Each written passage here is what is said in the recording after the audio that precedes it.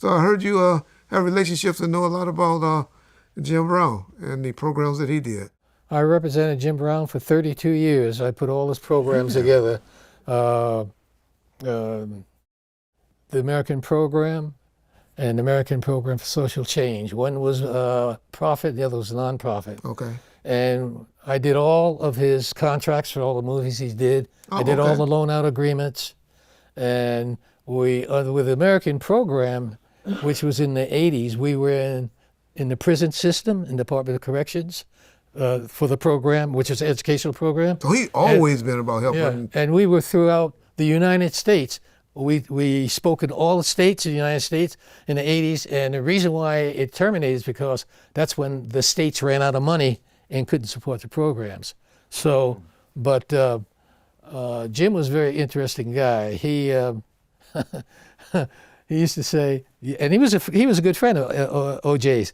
He said, yeah, if I was walking on the left side of the street and OJ was on the right, everybody would walk on the right side because Jim looked so intimidating. They loved OJ. They loved the juice. But he was smart though.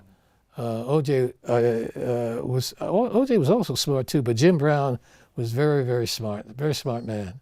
And he's for the people. And we used to have meetings with the Bloods and the Crips at his house. Yeah, he did do that. Trying to do a truce program, you know. Yeah. Yes, I remember. So he was very instrumental in that. Yeah. I don't believe a lot of people took him serious though, and we had went to one of his gatherings, and I believe it was his daughter. She was just so uppity and so like agitated, irritated for whatever reason. Him and her they kind of like clashed or some shit. And you could tell it was... Well, daughters don't like 40, 50 grade members at your primary residence.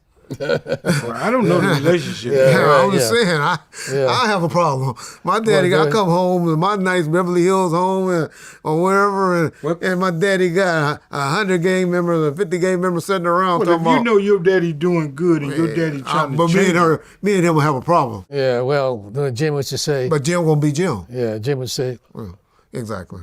And that's to James' point. Yeah, Jim didn't take no shit, man. Just tell the daughter, if you want to stay in here, be quiet. Don't say anything.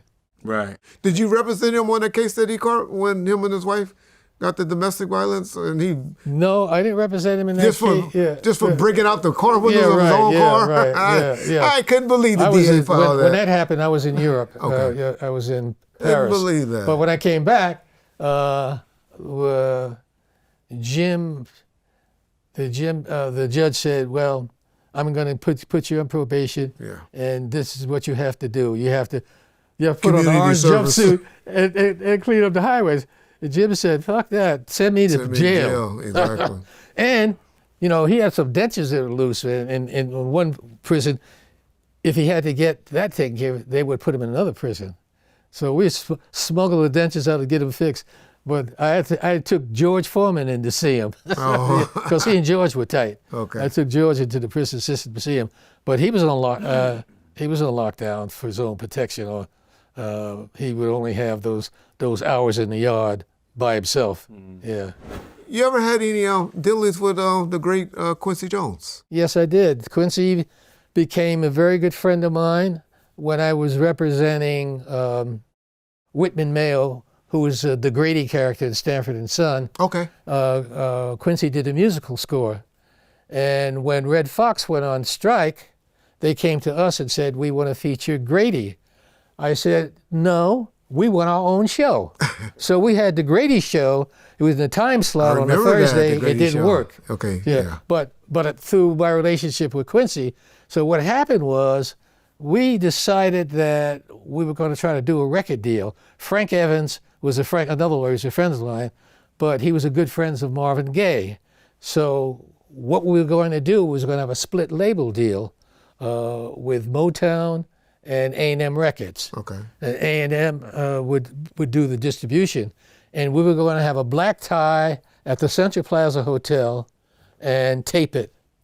And the reason why it didn't happen is that Quincy had his first aneurysm. At that time, he was living on Rockingham, close to UCLA, and they got him there early enough to save his life. Yeah. But when he travels now, it always goes up because he's got a steel plate in his head from that first aneurysm. He had a second one that caused paralysis on the right side for a short period of time, but it went away. Yeah. What I remember about Quincy, because I dealt with Quincy a couple of times. Matter of fact, I even took him up to see Suge when he was in the county jail in Sacramento, in between his thing from the state pen to the feds.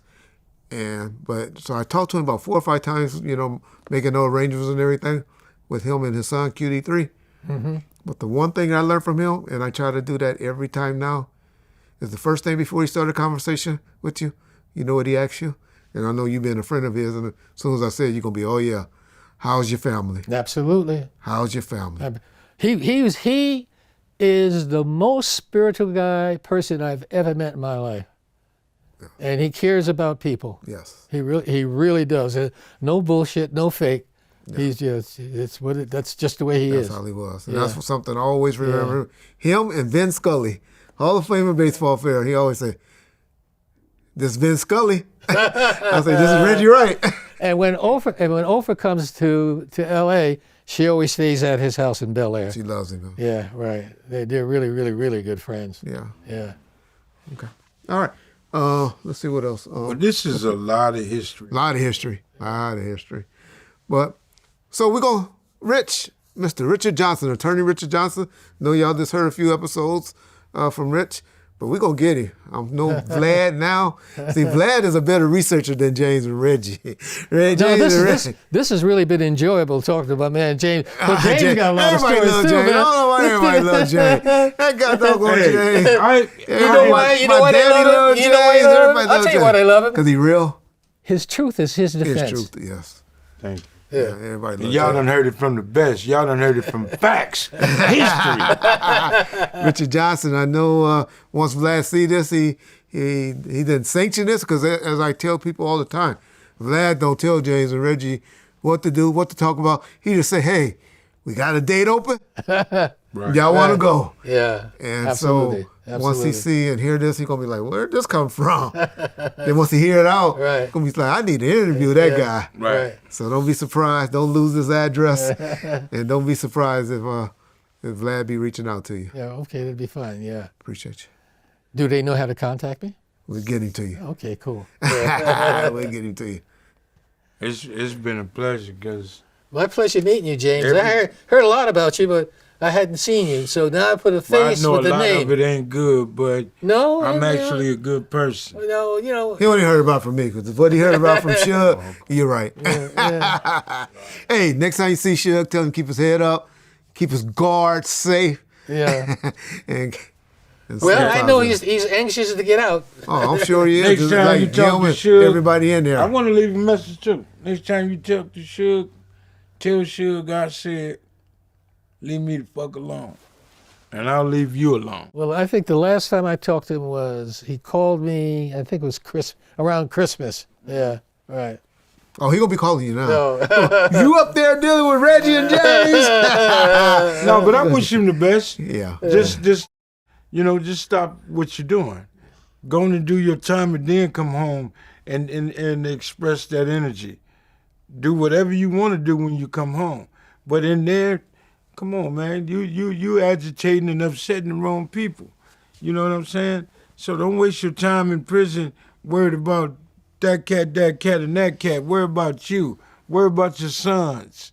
Worry about what you're going to do when you get home. How you going to bounce back. Don't worry about me. Yeah. I'm good.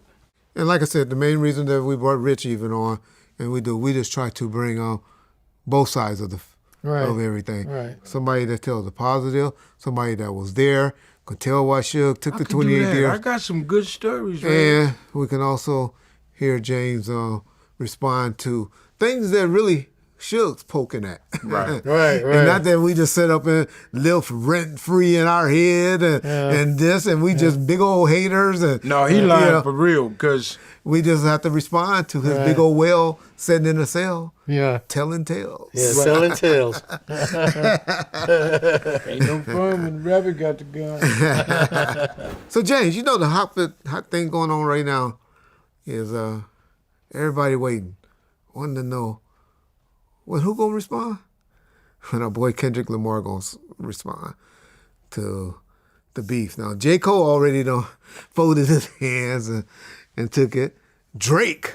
See, Drake did that goddamn version, and he tried to insert Tupac and Snoop, into the beef with the and the state had to quickly jump on that. Like, hey, he ain't gonna be using Tupac to attack, people and all of that. So my question would be, one, what you think about Drake throwing his hands up or trying to insert Tupac and Snoop into the beef that he was having with Rick Ross and everybody's still trying to bait Kendrick. Well, Rick Ross was coming at him heavy. Yeah, Rick Ross came heavy. And he was coming at him heavy because of the way he was, I guess they were saying Birdman was broke or something and lost his mansion and all this shit. And Rick Ross basically putting him out there. So how else do I attack? Now he's trying to attack with trying to alleviate himself and trying to throw the shit to the left. And this is what Tupac and them coming in. He shouldn't even do that. That man not here. Now, if you want to insert Snoop Dogg, then that's cool. Snoop Dogg can come back and respond to your bullshit. And in fairness to Snoop Dogg just said, oh, well, good night. I'm going to sleep. I ain't getting involved in them. That's all he tweeted on it. Right, and he the smartest one out of all of them. Yeah, but you know one person I like that, a lot of people give a lot of hate towards, and I see him doing a lot of things. I saw him doing some things with the Miami Heat team recently. For some reason, I like Rick Ross. I know y'all say, oh, yeah, because y'all both with the police and all that shit. Well, whatever. I don't know. But there's something about that dude I like, man. I pretty much like all of them. And I like Drake. And so. Now, Drake is a part of the P. Diddy shit, right? No. Now, who is that light-skinned pretty motherfucker that fucking with P. Diddy? Stevie J? Oh, fuck no, man. Stevie J, Chris Brown. No, Chris Brown. Not Chris Brown. Usher? No. I don't know who the fuck you talking about. Rich Montana? Oh, you're right. Okay. Well, my bad, Drake. I mean, Drake doing his thing. I believe all of them guys doing their thing. They wait till they get to the peak of their careers to go here, to start sliding down the slope. And I don't think they should do that because they don't have to. Why are you niggas running around here talking about y'all millionaires, billionaires, and y'all resorting to this childish ass games? I get it. Rap beef sells. Yeah, and that's what I'm finna say. It sells, but it's what like does it YouTube do? beef sells. But yeah, it do. But goddamn, dude, is that a game that you got to play to stay relevant in the game? Some of them feel that, but no, it's fucked up. Apparently so. And it kills hip hop. It kills it. It kills it. I watched the video. You haven't got no good music out of beefs? You don't like Ether? You don't like No Vaseline? Yeah, shit. I love No Vaseline. Dre was the coldest motherfucker. You like hit him up? You get some good beats out. You get some heat out of some beats. It's so good and it's entertaining, but ain't nobody paying attention to what it brings out of there. Oh, okay. You know what I'm saying? No, so I'm you looking like at gospel and Christian music then? No, look. That's what you want. My biggest was MC8 and Quick. Now, remember, in the hood, we was bumping Quick. We was fuck everybody that's on that MCA shit. Well, that's because you was death row out there. You know, if you pull up and you playing that shit like I got shot at. Yeah. Listening to when Quick. When a homie bucks up with a 4-4. Man, that was the coldest shit. Yeah. Ice Cube, he shut all that shit down when he did that. But what I'm saying, man, no at the end of the day, I believe it's expression, and I'm going to tell you how I feel, and they did it through music. But the beefs they have today, they involve your kids and everybody else, and I don't think family and none of this, your personal bullshit should be, what you call them? Now let's take Chris Brown. That Quavo motherfucker. Is that his name? It's Quavo. Okay, that motherfucker. I didn't think you knew about Quavo and Chris Brown. Man, come on now. Hold on. Wait a minute. Go Check this ahead, out. nigga. I ain't stupid. I pay attention to how we do each other. So now here this motherfucker, he talking all this shit. Now, even in this motherfucker is telling on himself about who is gone and why that person is gone. I did that. Nigga, shut the fuck up. Stop trying to blow yourself up. They're using lyrics against you. Yeah. Stop doing that. And everybody know that social media is paying attention to you. Oh, Keefy D trial gonna teach us some shit, boy, that what can be used against you. You ain't letting me finish. So if you listen to his... Because you talk too long. And I'm trying to. You talked about Shit, we got all day in this motherfucker.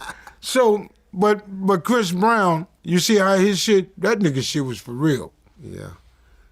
Chris Brown had me like, whoa, I had to play it again. Vlad just did something on YouTube I thought was genius, how he wanted to bring game back, and he broke down a lot of the Ralph beefs. He broke them down. They don't beef by beef. Y'all haven't checked that out with the game. Either y'all need to check it out. But my question to you, which was your favorite two Ralph beefs that ever went back and forth? Really? No Vaseline and fucking DJ Quick. You did say that earlier. Yeah, that's it. All the other shit, I really don't You didn't listen like Hit 'Em to. Up? Hit 'Em Up was, yeah, Tupac was good, man. But I watched... You didn't like Ether? No, wait a minute. I watched Dr. Dre, not Dr. Dre. He had a good one that a lot of people forget about. Which one? Dre Day. He dissed 4 motherfuckers in Dre Day. Dre Day was cool, but... He dissed 4 motherfuckers. Can you name the 4 people he dissed in that? Nope, didn't never listen to it. I ain't never listened to nothing Death Row put Y'all out. put it in the comment section, the 4 people he dissed. But what you call them? Oh. But Tupac shit, I listened to Tupac. Tupac was hard. He was hard.